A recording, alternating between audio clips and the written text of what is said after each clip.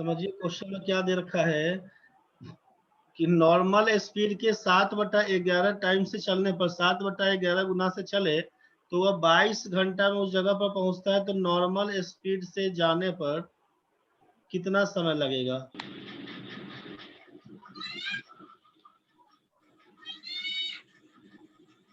कितना समय लगेगा मतलब क्या हुआ, समझिए ध्यान से। कोई आदमी ए से बी पर जाने में कितना समय लगता है वो हमको नहीं मालूम।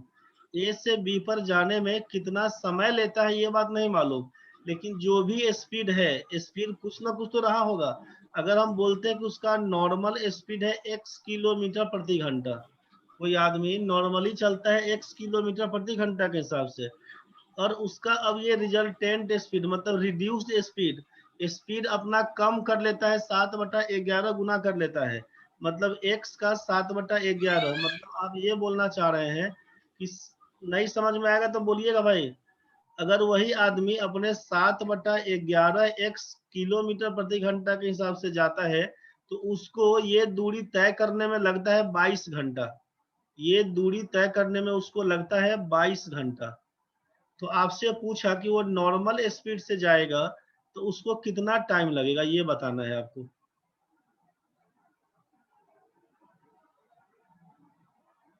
क्वेश्चन समझ में आ गया होगा आपसे। क्वेश्चन में आपसे ये कहा जा रहा है, ध्यान से समझिए फिर से एक बार, दिक्कत है तो ए से बी पर जाने का स्पीड उसका है x किलोमीटर प्रति घंटे का। तो x किलोमीटर प्रति घंटे के हिसाब से जाने में ए से बी पर कितना समय लगेगा ये पूछा। आपको जानकारी दे दिया कि यदि वह 7/11 x किलोमीटर प्रति घंटा के हिसाब से जाए तो उसको 22 घंटे का समय लगता है।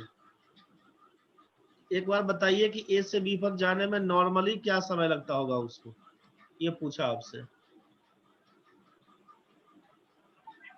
समझ के बनाओ क्वेश्चन क्या था कि नॉर्मल स्पीड का 7/11 स्पीड से जाएगा तो 22 घंटा लगता है। मतलब आपसे कहा ये जा रहा है यहाँ पे, इस क्वेश्चन में सोचिए, कहा ये जा रहा है कि आप यहाँ से यहाँ तक जाएंगे,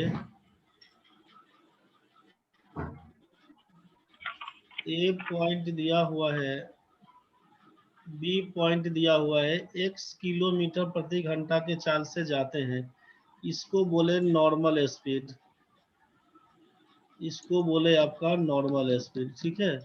और 7/11 x किलोमीटर प्रति घंटा की स्पीड से जाएगा, इसको बोला परिणामी स्पीड, रिजल्टेंट स्पीड, मतलब घटने बढ़ने के बाद का कहानी, ठीक है। इसको बोल दिया गया रिजल्टेंट स्पीड।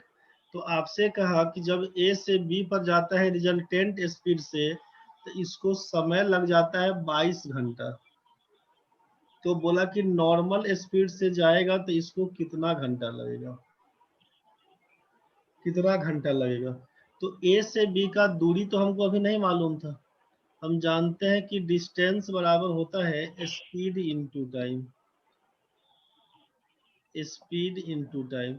और हमको ये भी मालूम है कि डिस्टेंस तो कांस्टेंट ही रहने वाला है, ए बी का मान तो बदलेगा नहीं, जितना स्पीड में जाएंगे तब चाहे धीरे जाएंगे तब दूरी तो कांस्टेंट है। तो जब डिस्टेंस कांस्टेंट है तो डिस्टेंस बराबर है स्पीड इनटू टाइम का कहानी।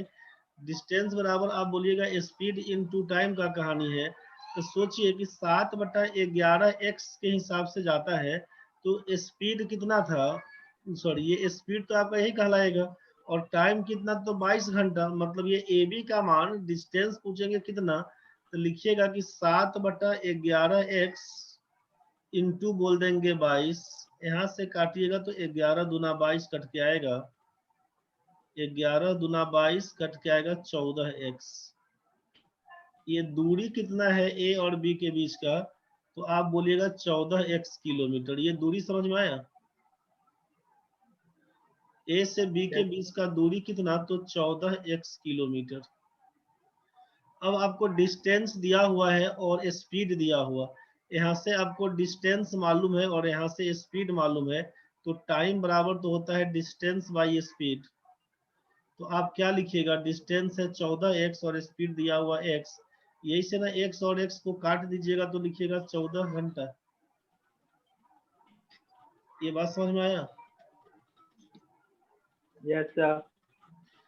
अब इसमें हम लोग डिस्टेंस अगर चाहे तो नहीं निकालते, हमको मालूम है कि जब डिस्टेंस कांस्टेंट है तो क्या लिख सकते थे, ये चीज तो क्लियर हो गया ना। अब हम आपको ये बोलना यस चाह रहे सर। हैं कि जब डिस्टेंस हमारा कांस्टेंट है, अच्छा इसको रहने दीजिए ऐसे ही, सोचिए एक बार। ये आपका आंसर यहीं पे था, दूसरा हम इसी चीज को बता देते हैं फिर से।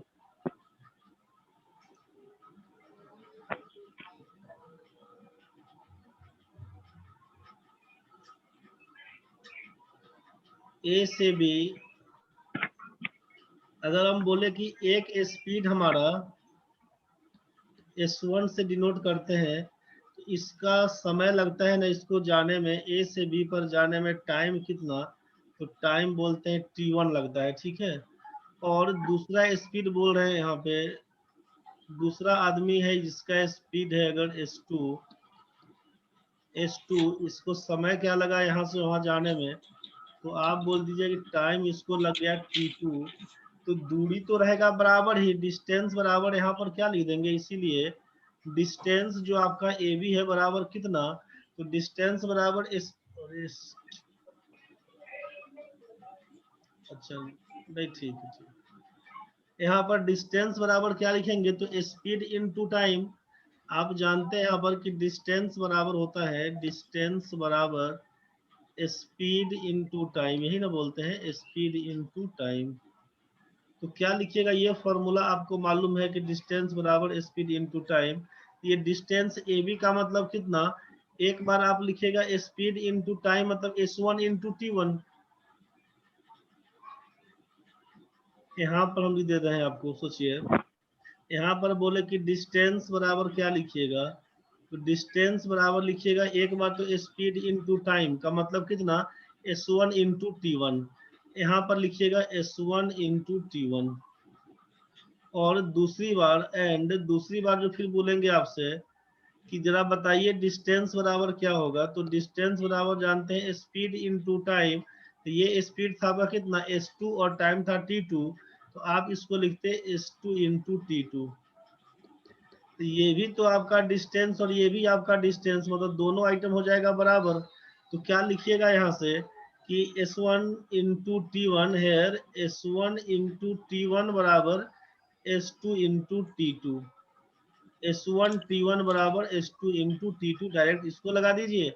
आपका मन है इसको और ड्राइव करने का तो करते रहिए कि S1 बाई S2 बराबर लिखेंगे यहाँ पर T2 by T1। S1 by S2 बराबर बोलेंगे T2 बाई T1। मतलब क्या समझ में आया कि दैट इज, आप लिखिएगा S1 इज टू S2 बराबर लिख देंगे T2 is to T1।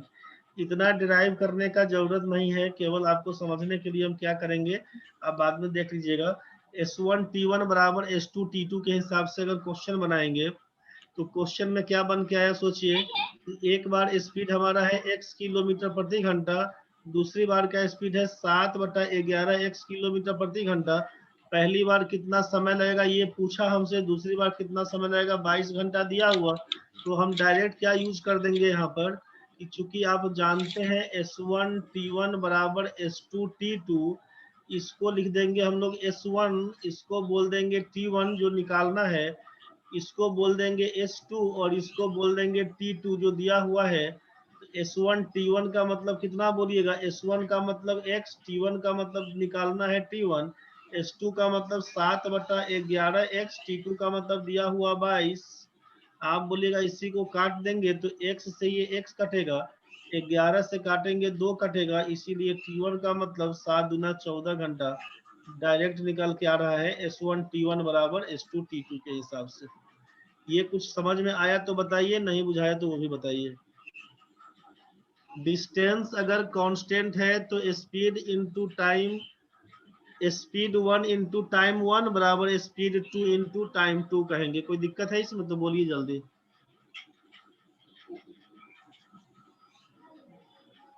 Clear है कि दिक्कत है?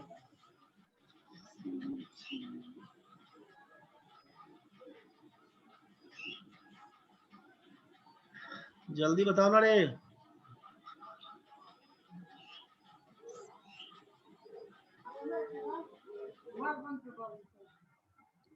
आपसे कह दिया गया, समझिए, फिर से आप बोल रहे हैं बताने, एक बार देख लीजिए फिर से।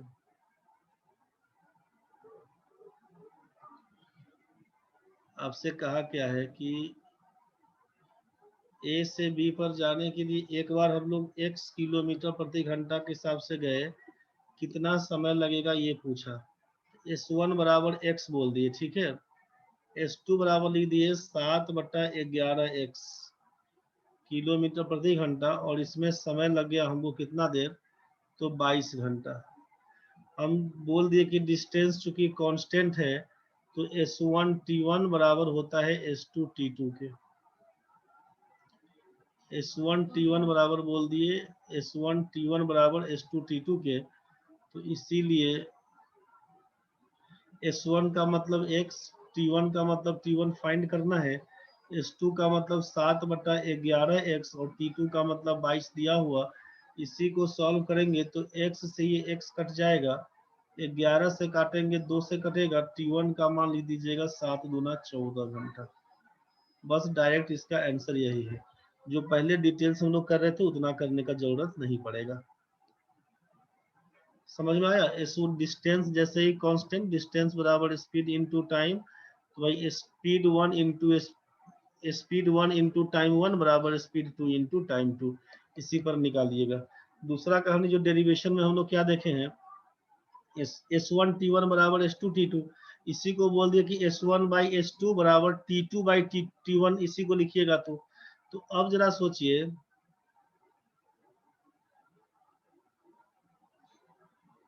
यहाँ के बाद ये वाला जो फॉर्मूला लिखे थे, क्वेश्चन में था कि कोई आदमी अपने नॉर्मल स्पीड का 7/11, x तो मान के चल रहे थे ना हम लोग, उसी को फिर से बोल रहे हैं। तो ये नॉर्मल स्पीड, एक बार हम ये बोल रहे हैं आपको कि normal speed is to resultant speed का रेशियो कितना दिया। तो आप बोले कि नॉर्मल स्पीड अगर हमारा 1 किलोमीटर प्रति घंटे का है, तो रिजल्टेंट क्या होगा, 7/11 बोलना चाहते हैं। इसी को क्रॉस मल्टीप्लाई कर लीजिएगा तो क्या लिखिएगा, 11:7 का रेशियो। मतलब नॉर्मल स्पीड है हमारा 11, तो रिजल्टेंट स्पीड है 7। तो अब हम यहीं पर आपको बोल दिए कि चूंकि स्पीड और टाइम इनवर्सली चलता है, स्पीड और टाइम इनवर्सली प्रोपोर्शनल है, तो यहीं से आपको हम बोल दिए कि जरा बताइए नॉर्मल टाइम कितना लगेगा, नॉर्मल टाइम कितना लगेगा और रिजल्टेंट टाइम कितना लगेगा, रिजल्टेंट टाइम कितना लगेगा। तो स्पीड और टाइम चूंकि उल्टा चलता है, तो आप बोलिएगा यहाँ पर कि जब नॉर्मल स्पीड से रिजल्टेंट स्पीड का रेशियो 11:7 है, स्पीड का रेशियो 11:7 का है, तो टाइम का रेशियो कितना, इसी का उल्टा 7:11 हो जाएगा। ये 11:7 का रेशियो है स्पीड का रेशियो, ये रेशियो किसका है, स्पीड का। इसका मतलब टाइम का पूछेंगे तो आप बोलिएगा कितना, 11:7 का है, तो ये 7:11 हो जाएगा।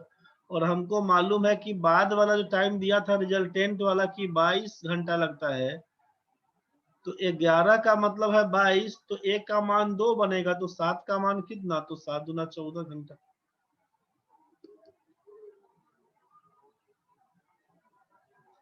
सात का मतलब यहीं से कर दीजिएगा 14 घंटा।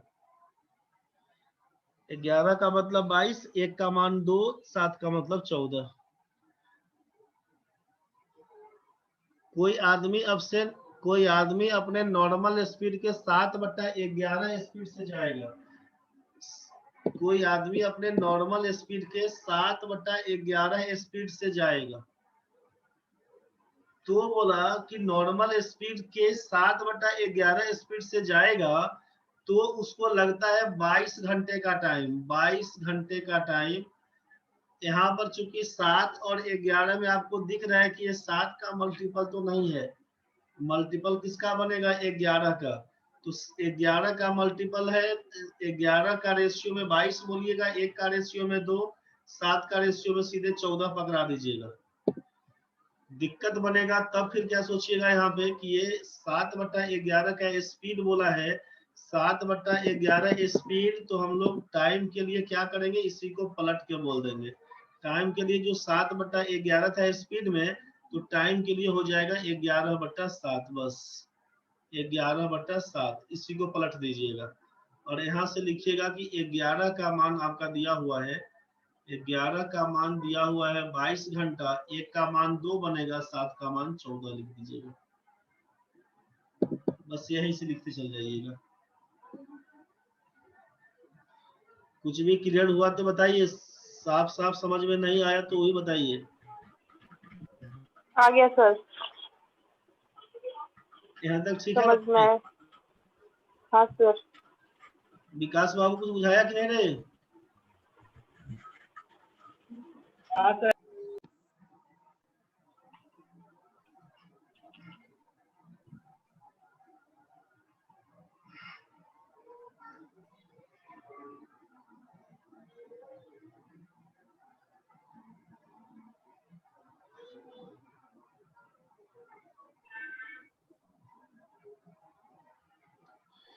चलिए एक क्वेश्चन और जरा देख लीजिए।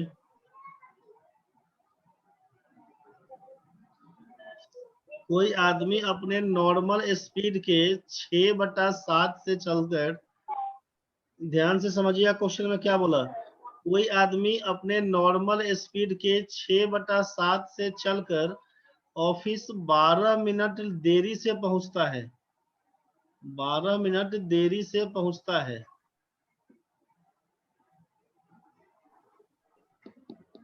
कोई आदमी अपने नॉर्मल स्पीड के 6/7 से चलकर 12 मिनट देरी से ऑफिस पहुंचता है, तो आपसे बोला कि नॉर्मल स्पीड से क्या टाइम लगेगा, नॉर्मल स्पीड से जाने पर कितना समय लगेगा, और धीरे धीरे जाने पर, रिजल्टेंट स्पीड से जाने पर, मतलब रिड्यूस्ड स्पीड, घटा देगा अपना स्पीड को, तो कितना समय लगेगा, आपसे ये पूछा जा रहा है। दोनों का टाइम बताना है आपको। ये क्वेश्चन क्लियर हुआ कि नहीं, सोच बताइएगा। कोई आदमी अपने नॉर्मल स्पीड के 6/7 से जाता है, तो ऑफिस 12 मिनट देर से पहुंचता है, लेट से पहुंचता है। तो नॉर्मल स्पीड से जाएगा ऑफिस तो कितना समय लगेगा, और रिजल्टेंट स्पीड मतलब घटा हुआ स्पीड, अपना स्पीड को कम करके जाएगा तो कितना समय लगेगा।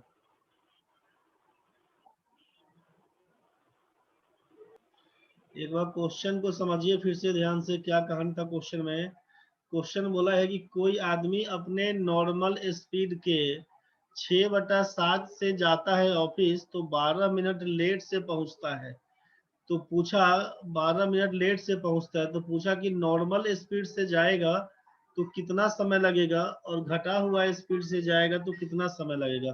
तो पहले तो आप ये जान लीजिए, ये समझिए कि नॉर्मल स्पीड को कुछ ना कुछ तो मारना होगा ना। नॉर्मल स्पीड को अगर बोलते हैं x किलोमीटर प्रति घंटा, नॉर्मल स्पीड को बोले तो x किलोमीटर प्रति घंटा, और रिजल्टेंट स्पीड क्या हो जाएगा, तब यहाँ पर बोल दीजिएगा आप 6/7x किलोमीटर प्रति घंटा। आपको मालूम है, यहाँ पर आपको क्या मालूम है, आपको मालूम है कि टाइम और स्पीड बोला गया है कि उल्टा चलता है। तो यहाँ पर जब स्पीड का रेशियो दिया हुआ कि normal speed is to resultant speed, ये कितना हो जाएगा, तो आप लिखिएगा x इज टू x/7x। इसको सॉल्व करिएगा तो क्या हो जाएगा, ये x से x कटेगा, क्रॉस मल्टीप्लाई करिएगा तो 7:6 हो जाएगा।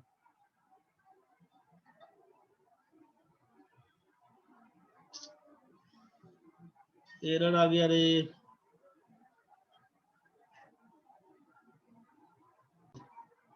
चलिए समझिए, यहाँ पर वही विंडो में एरर आया तो उड़ गया पूरा। रिजल्टेंट स्पीड के हिसाब से टाइम क्या लगेगा, यही पूछा था आपसे। क्वेश्चन में था कि 6/7 से किसी नॉर्मल स्पीड का 6/7 से जाइएगा तो 12 मिनट लेट से पहुंचेगा। हम आपसे पूछेंगे कि नॉर्मल स्पीड और रिजल्टेंट स्पीड का रेशियो बताइए।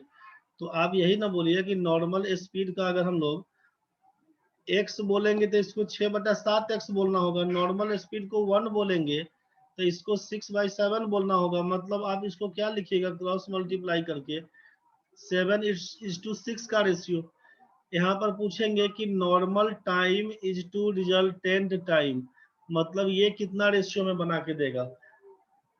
अगर हम नॉर्मल स्पीड से जाएंगे तो नॉर्मल समय कितना लगेगा, और ये रिजल्टेंट स्पीड से जाएंगे तो रिजल्टेंट टाइम कितना, ये जो एस लिख दिए ना वहां पर रिजल्टेंट टाइम लिखना होगा, रिजल्टेंट टाइम कितना लगेगा, समझ गए।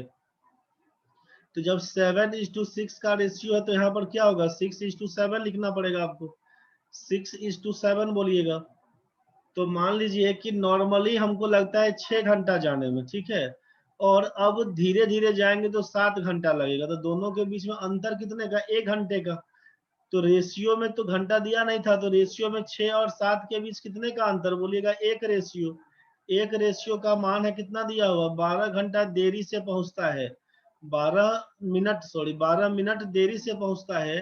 तो एक रेशियो का मान आप बोलिएगा 12 मिनट, तो नॉर्मल टाइम कितना, 12×6 = 72 मिनट लगेगा, और रिजल्टेंट टाइम कितना, 12×7 = 84 मिनट। तो 72 मिनट का मतलब है 1 घंटा 12 मिनट, और 84 का मतलब है 1 घंटा 24 मिनट। मतलब धीरे धीरे जाएंगे तो हमको लगेगा 1 घंटा 24 मिनट का टाइम, स्पीड में जाइएगा अपना नॉर्मल स्पीड में 1 घंटा 12 मिनट लगेगा। तो यही आप बोल दिए कि 12 मिनट लेट से पहुंचता है। इस क्वेश्चन में बनाने के लिए क्या करिएगा फिर से एक बार, कि 6/7 के स्पीड से जाता है, मतलब 6/7 का दे दिया है यहाँ पर स्पीड का कहानी, कि ये दिया है 6/7 स्पीड। तो अब हम आपसे पूछेंगे टाइम का क्या बन के आएगा, तो 6/7 है, तो इसी को पलट के बोल दीजिएगा 7/6, बोलिए कि ये हमारा टाइम का कहानी। तो दोनों में 7 और 6 के बीच कितने का अंतर बोलिएगा, एक रेशियो का।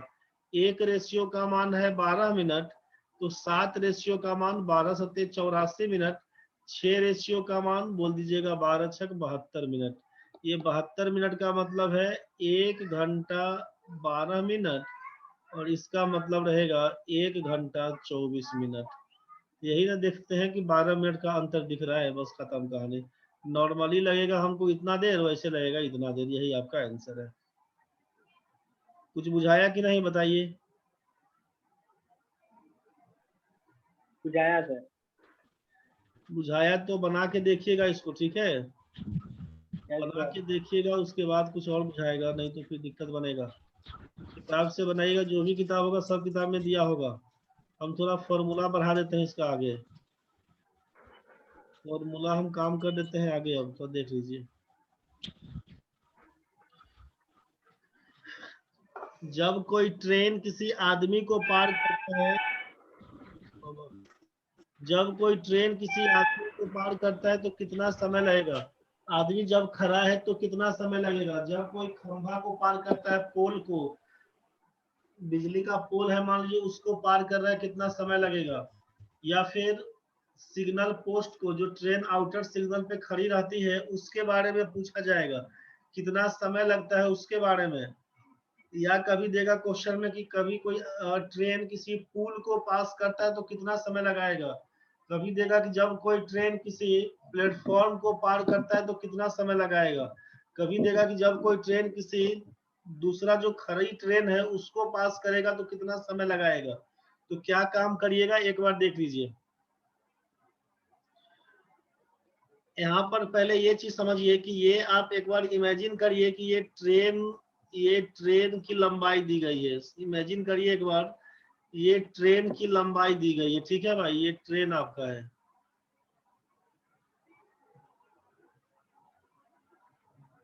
ये ट्रेन का अपना इंजन है, ठीक है, ये ट्रेन का अपना लंबाई दिया हुआ। और आपसे बोला कि आप अगर प्लेटफॉर्म पे खड़े हैं, आप सोचिए कि आप स्टेशन पे खड़े हैं, तो जितना जगह आप घेरिएगा उसमें जितना आप जो खड़ा हो जाइएगा, चाहे सोचिए कि आप प्लेटफॉर्म पे चले गए, स्टेशन पे चले गए, वहां पर लेट भी जाइएगा, तो कितना जगह घेर पाइएगा, उस चीज को सोच के देखिए। ट्रेन जो खड़ी है प्लेटफॉर्म पे, उस वो कितना जगह ली हुई है उसको देखिए, और आप कितना जगह लिए हैं उसको देखिए।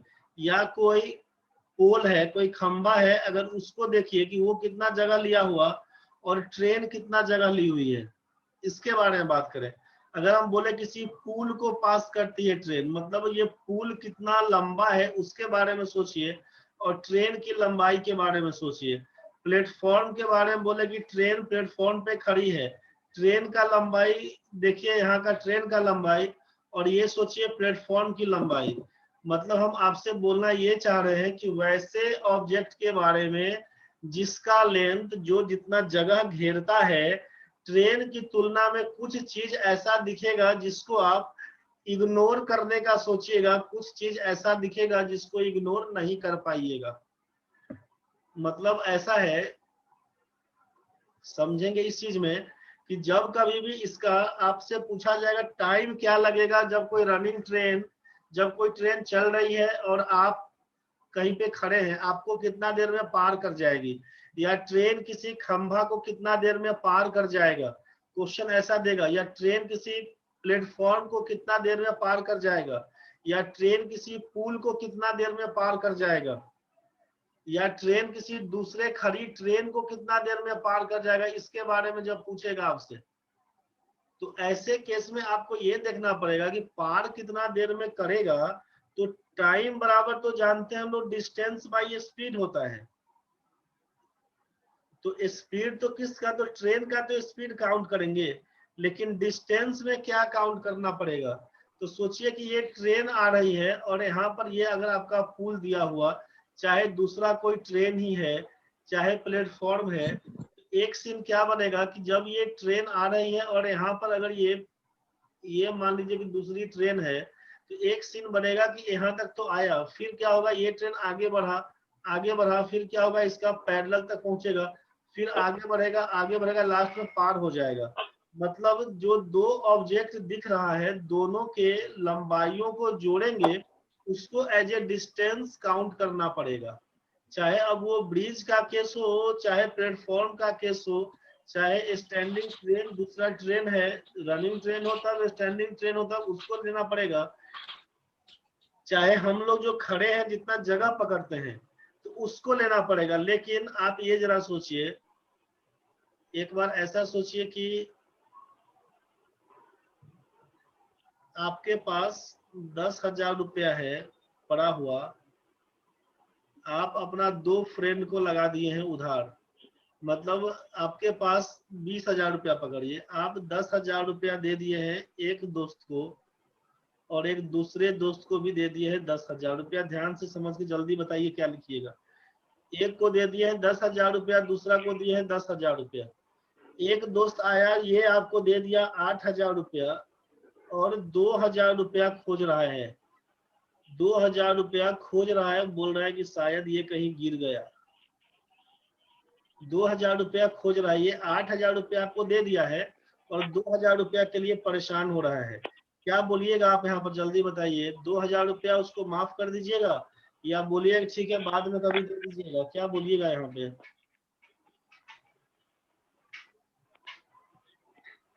जल्दी बोलो रे, क्या करेगा? बाद में देने के लिए बोलेंगे। बाद में देने के लिए बोलिएगा, इग्नोर नहीं ना करिएगा इसको। No no sir. दूसरा सीन ऐसा है कि दूसरा जो आया, ये आपको 9,999 रुपया दे दिया है, और 1 रुपया के लिए परेशान है, कहीं बोल नहीं रहा है आपसे। लेकिन आप देखिए कि आपको 9,999 रुपया दे दिया, और 1 रुपया उसका कहीं गुम हो गया, पूरा पॉकेट वॉकेट खोज रहा है। क्या बोलिएगा यहाँ पर? 1 रुपया इग्नोर करेंगे सर। 1 रुपया आप यहाँ पे इग्नोर कर दीजिएगा, बोलेगा हटाओ कोई बात नहीं है। 9,999 रुपया अगर दे दिया तो 1 रुपया भी दे ही देता आपको। अब उसका गुम हो गया तो आप यहाँ पर छोड़ देते हैं कि 10,000 की तुलना में 1 रुपया का कोई महत्व तो नहीं है ज्यादा, समझ रहे हैं ना? 10,000 की तुलना में 1 रुपया आप इग्नोर कर सकते थे, लेकिन 10,000 की तुलना में 2,000 को आप इग्नोर नहीं कर सकते हैं। तो इसको काउंट करिएगा, लेकिन इसको आप इग्नोर करिएगा। बस इस सिचुएशन को समझिए कि जब ट्रेन की तुलना में, ट्रेन कहीं पर अगर प्लेटफॉर्म पे खड़ी है, एक बार इमेजिन करिए कि आप स्टेशन पे खड़े हैं, ट्रेन लगी हुई है, तो ट्रेन जितना समय लिया और जितना समय आप लिए, जितना जगह आप लिए हैं, तो आप जितना जगह घेरे हुए हैं ना ट्रेन की तुलना में इग्नोर कर देंगे उस चीज को। तो यहाँ पर डिस्टेंस में केवल लेंथ ऑफ ट्रेन काउंट होगा, आप कितना जगह लिए उसको एज ए जीरो काउंट कर लेंगे। जैसे 1 रुपया को यहाँ पर एज ए जीरो सोच के छोड़ दिए हमने। बस इसी चीज को ध्यान रखिएगा। यहाँ पर क्या बोलेंगे अब कि ट्रेन की तुलना में कुछ ऑब्जेक्ट ऐसा रहेगा जिसको इग्नोर करना है और कुछ ऑब्जेक्ट ऐसा रहेगा जिसको इग्नोर करना है। तो अगर यहाँ पर लिखेंगे कि time taken by a train, time taken by a train to cross an standing man,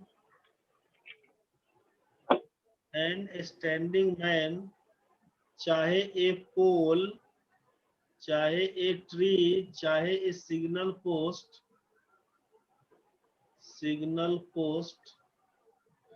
ETC, मतलब वैसा ऑब्जेक्ट जिसको ट्रेन की तुलना में इग्नोर कर देंगे, उसको पार करने में कितना समय लगेगा। तो टाइम बराबर बोलिएगा डिस्टेंस बाय स्पीड, और डिस्टेंस में लिखिएगा केवल लेंथ ऑफ ट्रेन, नीचे लिखिएगा स्पीड ऑफ ट्रेन।